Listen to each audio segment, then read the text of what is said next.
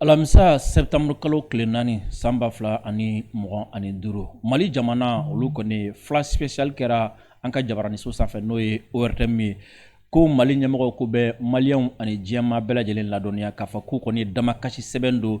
diɲɛ selege naani tɔnba a ka sariya so dɔ bɛ yen nɔ a ka kiiritigɛso dɔ bɛ yen nɔ n'o ye CIG n'o ye Cour internationale de justice ye u y'a don Alizeri juguya la ka sababuya kɛ Alizeri ye an ka drone min ni a ye a gosi Tanzawatène don min ni an ka mɔgɔw kun wulila k'a fɔ ko fɛn min ye terroriste ɲɛmɔgɔ caman ye olu bɛ ka ɲɔgɔn ɲɛ kɛ terroriste ninnu u bɔtɔla baara la Alizeri teliyara ka an ka drone ka o gosi a ko kuma cayara kosɛbɛ a waati fɛn min y'an ka jamana ɲɛmɔgɔ ye u ye laseli kɛ bi k'a fɔ k'u kɔni damakasikan don Cour internationale de justice la o ko la Cour internationale de justice ale ye sariyaso sugu jumɛn don an ka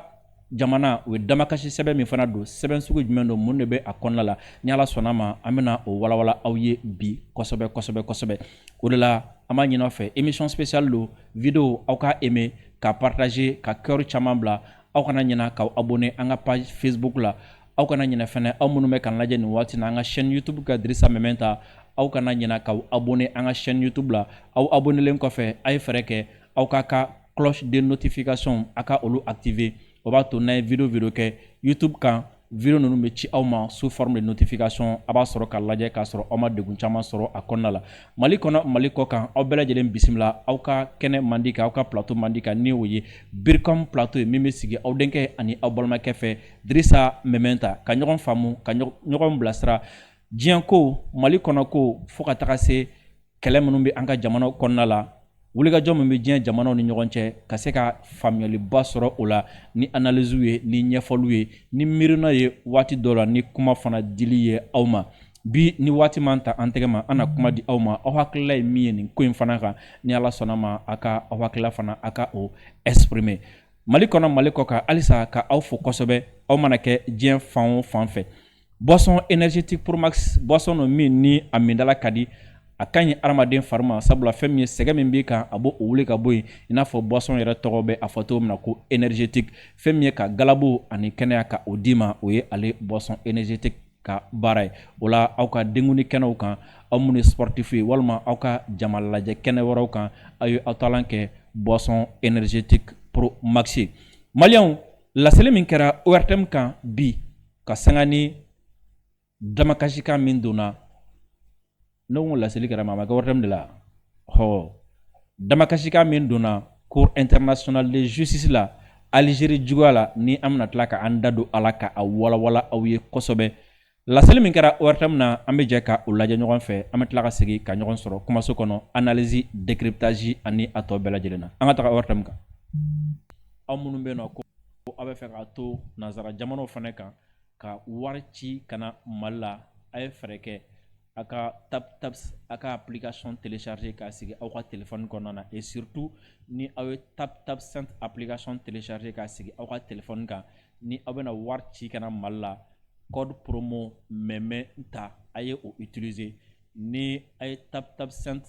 télécharger k'a sigi aw kun ka code promo MEMENTA utiliser a bɛ n'a fɔ aw bɛna wari ci mɔgɔ min ma a bɛ n'a fɔ a y'aw den ka dɔɔni ci ne fɛnɛ ma o la o bɛ barika don an ka baara in na a b'an dɛmɛ kosɛbɛ et surtout a b'a to gɛlɛya caman bɛ yen nɔ a b'o wuli ka bɔ o la an b'a ɲini an dɛmɛbaga ni an kanubaga bɛɛ lajɛlen fɛ a ye TapTaps a y'a télécharger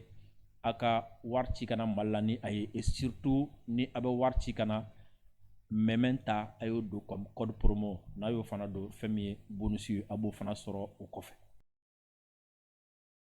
Flash d'information. Le monde de la transition informe l'opinion publique que la République du Mali a déposé ce jeudi 4 septembre 2025 auprès de la Cour internationale de justice une requête introductive d'instance contre la République algérienne démocratique populaire. Cette saisine est consécutive à la destruction préméditée par le régime algérien d'un aéronef de type drone de reconnaissance immatriculé TZ-98D des forces forces armées et de sécurité maliennes dans la nuit du 31 mars au 1er avril 2025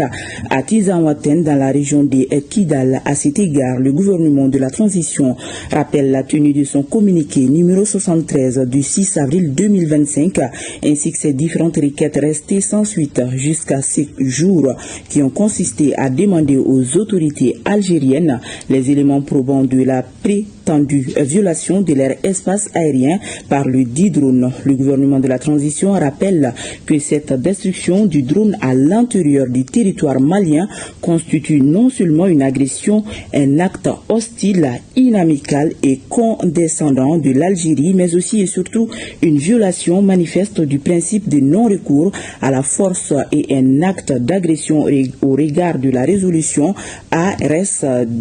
29-3314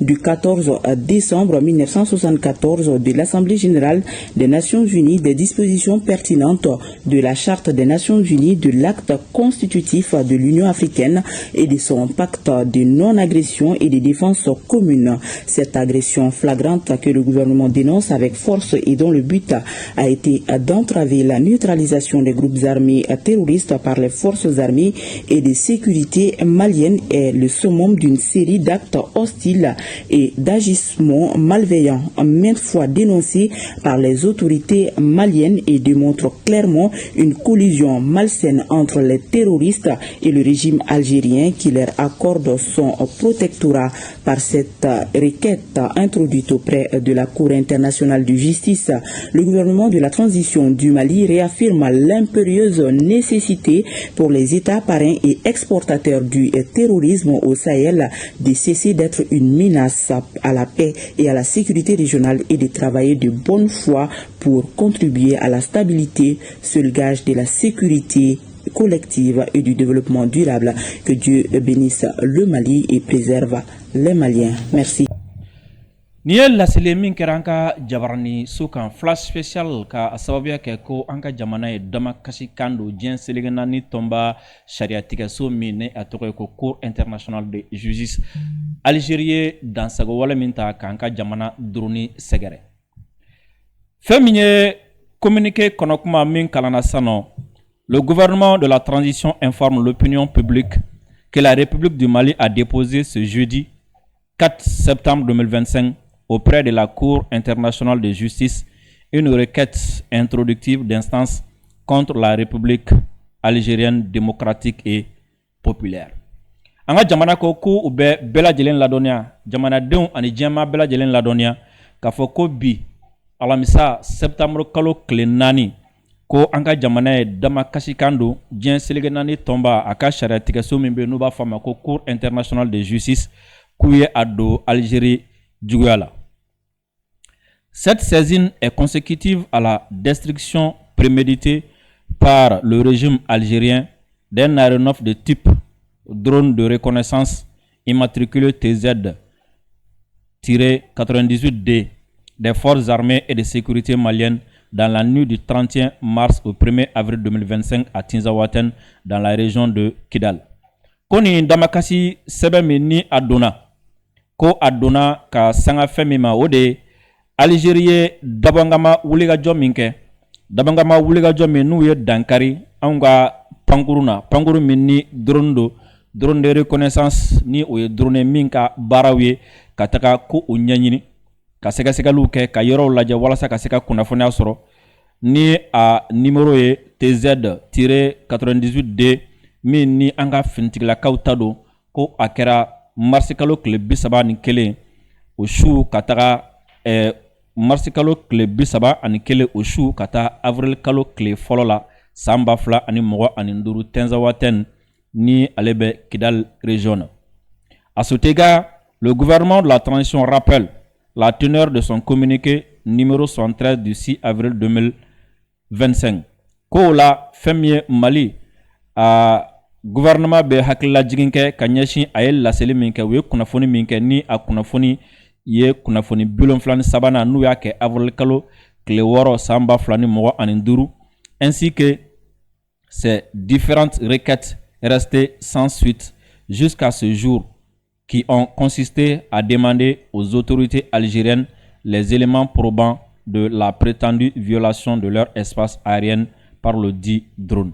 Ko fana kɔfɛ an ka jamana ɲɛmɔgɔ an ka gouvernement o bɛ hakililajigin kɛ k'a fɔ ko u ye laɲini caman fana kɛ Algérie fɛ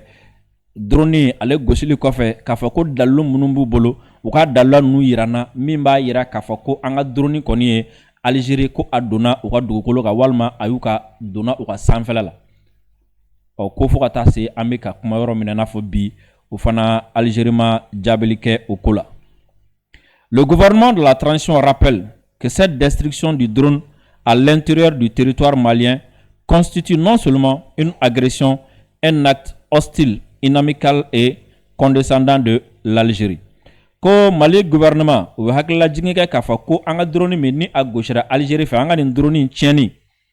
an ka dugukolo kan an ka jamana kɔnɔna la ko o kɔni ye waleya ye waleya min don i bɛ se k'a fɔ ko dankarili don an na u sera an ma o fana kɔfɛ waleya cɛjugu don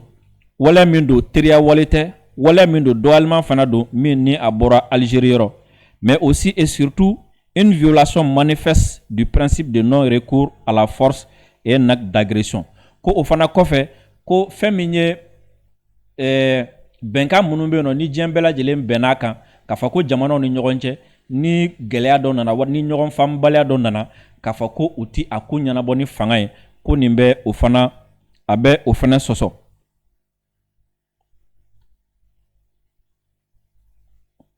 D'agression wa fana ko nin ye bingani wale fana ka ɲɛsin an ka jamana ma.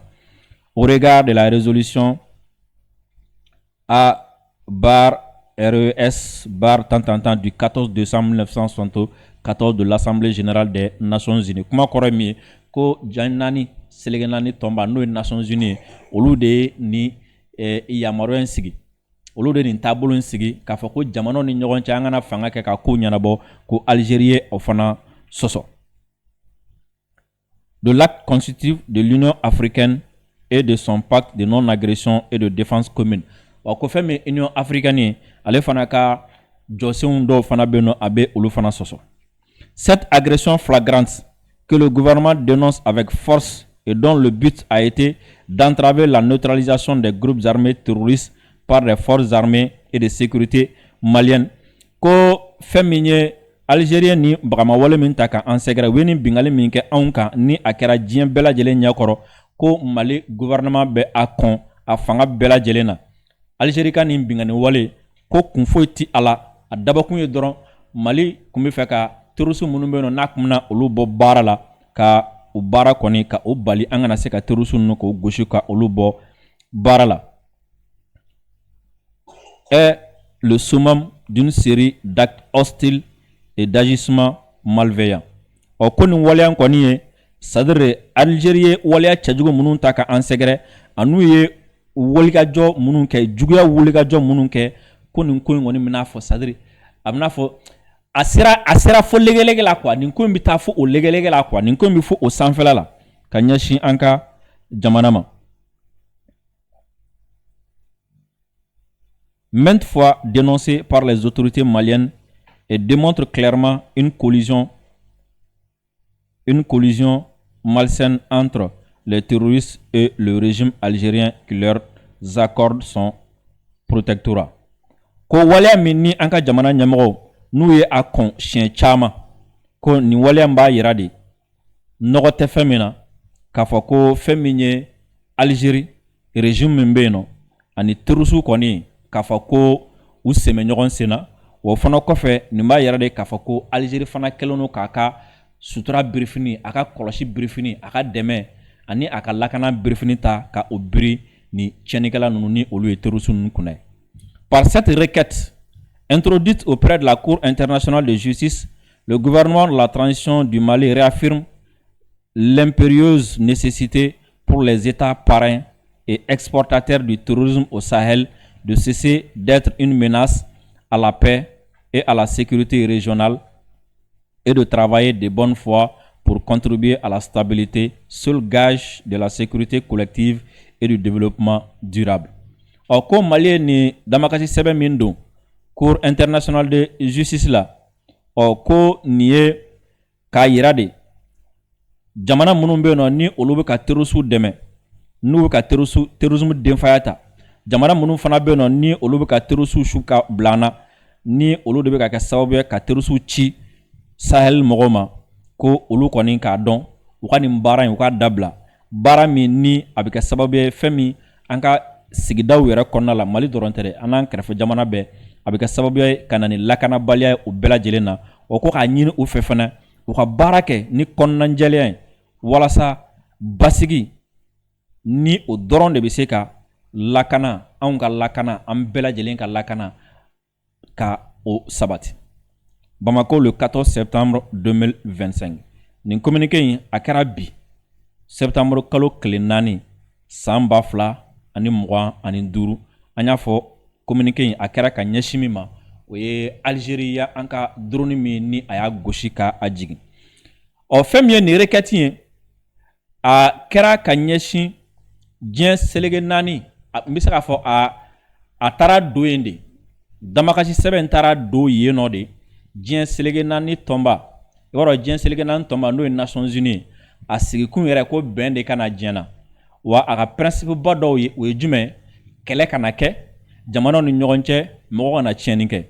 o de la a ye bolofara dɔw sigi bolofara minnu bɛ yen nɔ walasa mɔgɔw kana kɛlɛ ni mɔgɔ dɔ yera walima ni jɛkulu dɔ yera minnu bɛ yen nɔ ni olu bɛ ka dankari adamadenw ka ɲɛnamaya la u bɛ ka dankari siyaw la u bɛ ka dankari jɛkulu la u bɛ ka tiɲɛniba kɛ u bɛ ka fagaliba kɛ ko ka olu ɲini ka t'olu kiiri yen nɔ n'o ye CPI Cour pénale internationale halisa walasa jamanaw ni ɲɔgɔn cɛ u ka se ka ɲɔgɔn faamu parce que n'i ko ko an ka sigi i ko mankan ka don ani ɲɔgɔn cɛ don dɔ la fana ɲɔgɔn faamuyabaliya ka don ani ɲɔgɔn cɛ walasa ni ɲɔgɔn faamuyabaliya donna jamanaw ni ɲɔgɔn cɛ ni bɛnbaliya nana jamanaw ni ɲɔgɔn cɛ k'u ma ɲɔgɔn faamu walima ko ko dɔ gɛlɛyara u ni ɲɔgɔn cɛ walima k'u ye ɲɔgɔn sama fɛn dɔ kunna u ye sariyaso dɔ fana sigi ni o ye Cour internationale de justice ye yen nɔ fana jamanaw de bɛ damakasikan don ye cette fois-ci jamanaw de bɛ damakasikan don ye cette fois-ci k'a fɔ ko nin jamana ye nin kɛ an na nin jamana ye nin kɛ an na an bɛ fɛ i ka kuma ani nin jamana ni ɲɔgɔn cɛ i ka nin kiiri tigɛ ani nin jamana ni ɲɔgɔn cɛ o la tribunal civil de don tribunal pénal tɛ o la olu fana bɛ se ka kiiri tigɛ o la n'u ye kiiri tigɛ o bɛ se k'a fɔ nin jamana in jo b'a la nin jamana in jo t'a la o ma nin jamana in k'a dabila nka n y'a f'i ye n ko tribunal civil de don ale décision ale ni tribunal pénal fana décision tɛ kelen ye nka an ka jamana ko k'u ye requête introductive d'instance min don o ye fɛn jumɛn o ye requête sugu jumɛn ale de ye damakasi sɛbɛn de don damakasi sɛbɛn min n'i bɛ a don bɛɛ Sisoko c'est à dire ko min kɛra i bɛ ko in ɲɛfɔ a kɔnɔ de k'a walawala e yɛrɛ bugunnatigɛlen kɛlen kɔfɛ sɛbɛn kɔnɔna la ko min n'a ma bɛn ma walima ni ko in kɛra i bɛ ko in walawala a kɔnɔ de k'a détail di nin ko in kɛra a kɛra ta a kɛra ta a kɛra ta a kɛra ta a kɛra ta a kɛra ta i bɛ a ko in bɛɛ lajɛlen ɲɛfɔ i bɛ fɛnw i b'o exposer o tɛmɛlen kɔfɛ sariya min fana bɛ yen k'a yira k'a fɔ sariya minnu ni sariya minnu sɔsɔra i b'olu sariyaw fana fɔ ensuite sariya hakɛ minnu fana dilen do i ma i b'olu hakɛ ninnu fana fɔ a kɔnɔna la c'est à dire i b'i ka argument fɔ i ka argument juridique fɔ nin ko in ti bɛn sariya fɛ a ti bɛn ni sariya in fɛ a ye nin kɛ a ti bɛn nin fɛ a ti bɛn i b'o bɛɛ lajɛlen ɲɛfɔ a kɔnɔ i kelen kɔ ka fɛnw bɛɛ lajɛlen fɔ misaliya la i b'a dɔn mars kalo tile 31 ka na avril kalo tile fɔlɔ la Algériens ka drone gosi Mali territoire kɔnɔ an kun bɛna taa terroriste de faga dalon min ni dalon min b'an bolo ko kɛra cogo min na an b'olu ɲɛfɔ olu ɲɛfɔlen kɔfɛ sariya min ni sariya minnu bɛ yen nɔ ni an kɛlen don k'an sɛmɛ olu la an b'olu bɛɛ lajɛlen fɔ droit minnu b'an bolo an b'olu bɛɛ fɔ Sisoko n'an tilal'o la an bɛ tila k'a fɔ sɛbɛn in fana kɔnɔ laɲini jumɛn bɛ an fɛ an bɛ fɛ mun de ka kɛ i b'o bɛɛ de kɛ nin requête in kɔnɔna la i kelen kɔ ka ko ɲɛfɔ i kelen kɔ ka sariyaw ɲɛfɔ ensuite laɲini jumɛn bɛ e yɛrɛ fɛ e yɛrɛ bɛ fɛ mun de ka kɛ sisan e bɛ fɛ cour ka mun de kɛ sisan i b'o bɛɛ lajɛlen fana sɛbɛn a kɔnɔna la o la n'i tilal'o la i bɛ sɔrɔ ka o t'a bannen dɛ pièce min ni pièce min b'i bolo c'est à dire dalu min ni dalu min bɛ yen i b'o dalu fana kɛ pièce ye ka olu fana fara a kan de misaliya la an ka communiqué dɔ la i b'a dɔn u ye coordonnées GPS bɛɛ di n'est-ce pas o coordonnées GPS ko in kɛra yɔrɔ min na a coordonné GPS drone a yera yɔrɔ min na o coordonné GPS drone gosira yɔrɔ min na o coordonné GPS Algérie ye drone c'est-à-dire dalu fɛn fɛn bɛ yen o dalu fana bɛ kɛ pièce jointe ye ka olu bɛɛ lajɛlen fana gulon a la ka sɔrɔ k'a bila cour internationale de justice la ni o ye CIG u b'a bila yen greffe la yen nɔ o cour in kɔnɔna la Sissoko juge 15 de bɛ kɛ yen nɔ o juge 15 la kelen bɛ kɛ président ye kelen bɛ kɛ vice président ye o la nka n'i y'a jateminɛ a juge 15 in na k'o fara greffe kan ni o ye kelen donc a bɛna fɔ mɔgɔ 16 ɲɔgɔn olu a juge 15 tilacogo filɛ diɲɛ jamanaw ni ɲɔgɔn cɛ fɛn min ye Afrique 3 bɛ bɔ yen Amérique latine 2 bɛ bɔ yen Europe occidentale ani Amérique du Nord 5 bɛ bɔ yen Europe orientale 2 bɛ bɔ yen Asie 3 bɛ bɔ yen o tɛ 15 ye o la olu bɛ sɔrɔ ka ta mais u ka dossier bɛ passer assemblée générale fɛ a bɛ passer conseil de sécurité fana la assemblée générale la ni olu sɔnna a ma k'a fɔ ko mɔgɔ min ka tɛmɛ fo i ka majorité absolue sɔrɔ o kɔrɔ fɔ a ka ca ni 50 ye n'olu sɔnna fana o la a ko bɛ taa bila conseil de sécurité fana ɲɛkɔrɔ n'olu fana sɔnna a ma ko ni juge ninnu ka taa yen nɔ fɛnɛ f'i ka majorité absolue sɔrɔ yen nɔ fɛnɛ ni juge ninnu n'u sigira san 9 de b'u bolo u bɛ baara kɛ san 9 kɔnɔna la o la damakasi sɛbɛn min donna an y'a kɔnɔ ko kala aw ye damakasi sɛbɛn sugu min don an y'o fana ɲɛfɔ aw ye a kɛra ka ɲɛsin kiiriso min ma an y'o fana ɲɛfɔ aw ye a kɛra waleya min fana kɛra a ko sababuya ye an y'o waleya fana ka o fana ɲɛfɔ aw ye an hakili la faamuyaliba o sɔrɔla a ko la Sissoko o fana hakili la mɔgɔw ye faamuyaliba sɔrɔ nin na kosɛbɛ o de la halisa an b'a ɲini aw fɛ video aw ka aimer ka partager ka cœur caman bila walasa jamanadenw bɛ se ka faamu sɔrɔ Mali kɔnɔ ani Mali kɔ kan Sissoko an bɛna vocal dɔ jouer ka fɔ an bɛna vocal dɔ jouer vocal in fɛn min ye kunu septembre kalo tile 3 kibaruya carina kosɛbɛ ko fɛn min ye ɲɔrɔn buye an ka sherifu ko a masuruna mɔgɔ dɔw bɛ yen nɔ ko gɛlɛya dɔ ye olu sɔrɔ Sissoko o gɛlɛya in fɛn min ye spéculation caman ye kuma caman fɔra mɔgɔ caman ye kuma caman fɔ fo ka taga se fo dɔw taara fɔ ko fɛn min ye an fa walima an mɔkɛ n'o ye sherifu ye ko a ye a fɔ a denw bɛ k'u ka bɔ minnu bɔra k'u ka t'u ɲini ka na n'u ma na u kana don a ka so kɔnɔ kuma caman fɔra kuma minnu tɛ tiɲɛ ye ko yɛrɛ yɛrɛ min ye tiɲɛ ye ni a kuma bɔra kɛrɛfɛmɔgɔw yɛrɛ da Sissoko an bɛna o vocal dɔ k'a la aw bɛɛ lajɛlen aw ni ne an ka jɛ ka a lamɛn ɲɔgɔn fɛ aw k'a dɔn ko min kɛra ani mɔgɔ minnu a bɛ mɔgɔ min kun kan ani a kɛra cogo min na.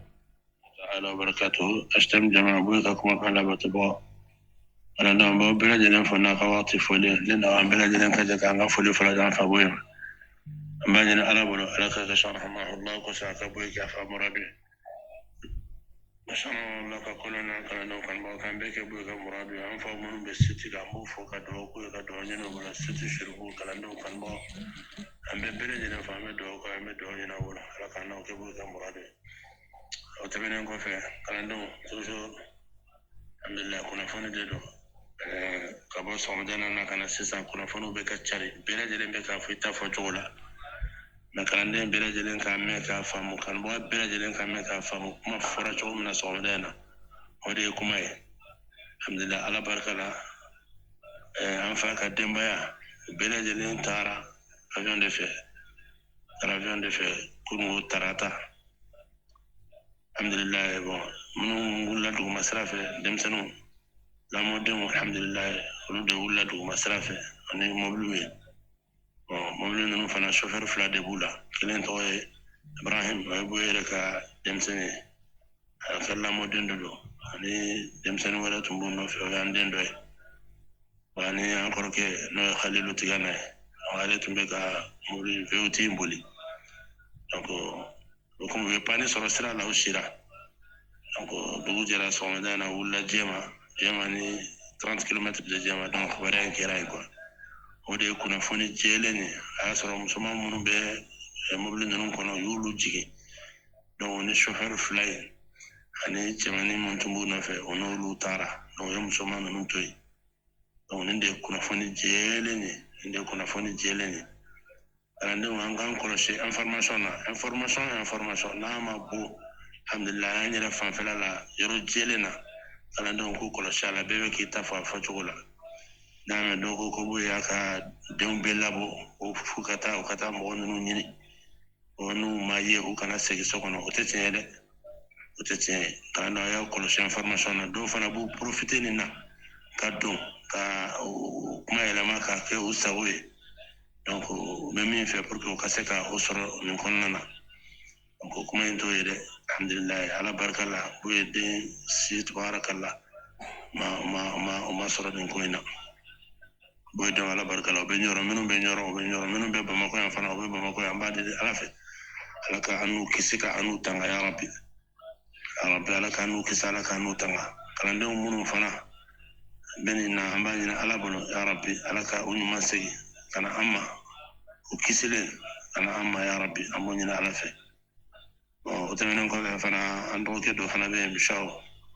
ye mahabudu ncinin ka denmisɛnnin de ye ale fana tun bɛ ka bɔ moritani a bɛ koyi kibaruya in y'ale fana sɔrɔ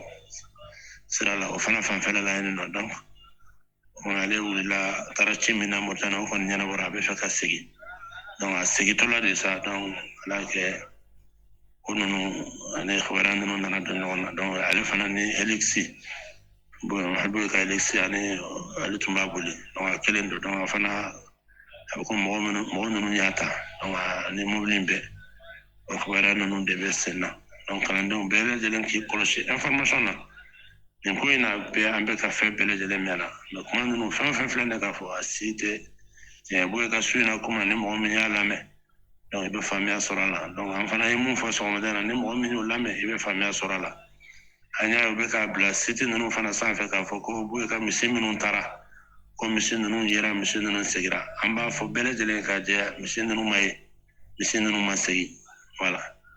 ka kuma fɔ k'a jɛya fɛn o fɛn bɛ ka fɔ réseau sanfɛ a bɛɛ ye réseau ka kuma ye kalandenw k'u yɛrɛ kɔlɔsi an k'an yɛrɛ kɔlɔsi n'an mago bɛ information jɛlen na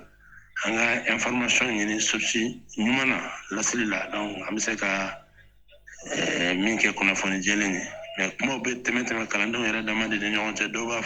fɔ tan mɔgɔ wɛrɛw bɛ taa kuma réseau kan u da sago fɔ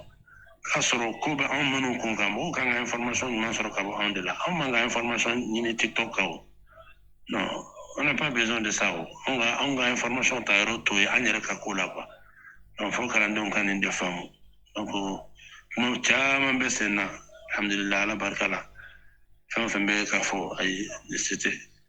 boye ka denbaya foyi ma taa fɛ na ala barika la ma boye ka den ta ma alhamdulilayi a balima den ta ma alhamdulilayi ka denbaya fa sita minnu kɔni b'a la boye ka denmisɛnw don siyana ka kalandendenw don alhamdulilayi boye ka lamɔnidenw don o kelen dɔ in fana an yɛrɛ kɔrɔkɛ dɔ bamakɔ sigi la yan nɔ ale tigɛ na ale de tun bɛ mobili kelen na a b'a ta n'a donc ala kana ni nin na ɲini an b'a ɲini ala fɛ dɔrɔn ala ka n'u kɔlɔsi an bɛ min ɲini ala fɛ ala ka n'u kɔlɔsi ka n'u kisi ka n'u tanga yarabi ko ɲuman segin ka na u kisilen ko ɲuman segin ka na an ma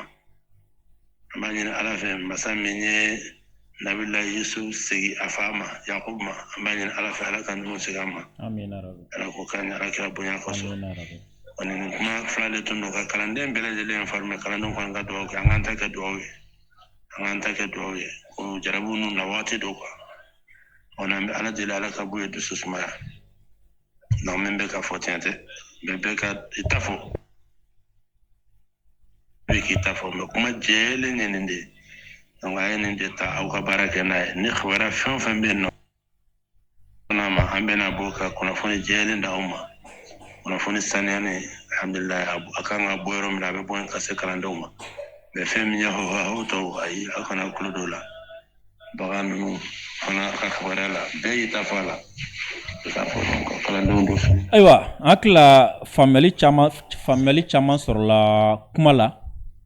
an bɛ dugawu de fara a kan ala ka mɔgɔ tununen walima mɔgɔ minɛlenw ala ka u ye nin ye tiɲɛ mori bɛ fɛn min ɲini sunkalo ni a y'a sɔrɔ sunkaloma kɔnɔ o ye taamayɔrɔ surun dan ye agence de voyage 7 village labɛnw bɛɛ lajɛlen sabatilen don walasa ka se ka 2026 o hijiw ka se ka olu nun don ka se ka lafiya nati bato kɛtɔra Magan ani Madinɛ i ta yɔrɔ kɛ agence de voyage 7 village bawo olu kɛlen don ka yɔrɔw sɔrɔ yɔrɔ minnu bɛ ni u ka surun lahɔrɔma yɔrɔ bɛɛ lajɛlen na Magan ale ni Madinɛ maa minnu taara hiji la olu bɛ se ka seereya ne ye hiji kɛ agence de voyage 7 village mɔgɔw fɛ Madina o ni misiri ka surun Magan fana o ni misiri ka surun agence ka ɲi trop mɔgɔ faamuyalen b'i dɛmɛ k'i ka tabafu ni ka imura ni hiji bɛɛ lajɛlen kɛ ɲɔgɔn fɛ 7 village c'est la meilleure agence du monde ni wari dafalen fana t'i bolo o tɛ problème ye u bɛ sɔngɔ kɛ bɛɛ o la i ka wari dɔrɔn o sira bɛɛ kan hakili to mun na ɲinan 2026 aji Saudiya ɲɛmɔgɔw ni Mali ɲɛmɔgɔw ka bɛnkanw na o inscription kan ka kɛ ka bɛn ka dafa ka bɛn ni décembre kalo tile 31 san 2025. agence de voyage 7 village kɛlen don ni ka labɛnw bɛɛ lajɛlen sabati i mana ye diɲɛ jamana o jamana kan ni malien passeport b'i bolo i k'a dɔn k'a fɔ i bɛ se ka i ka taama kɛ agence de voyage 7 village fɛ agence de voyage 7 village bolofara bɛ Mali marabolo bɛɛ lajɛlen kɔnɔ u wele nɛgɛjuru sira la 74 14 19 19 wali kelen 94 64 05 06 wali kelen 75 34 80 80 agence de voyage 7 village ko k'a bɛ dugawu kɛ ɲina hiji taga 2026 ala k'a nɔgɔya alisilamɛden bɛɛ lajɛlen ye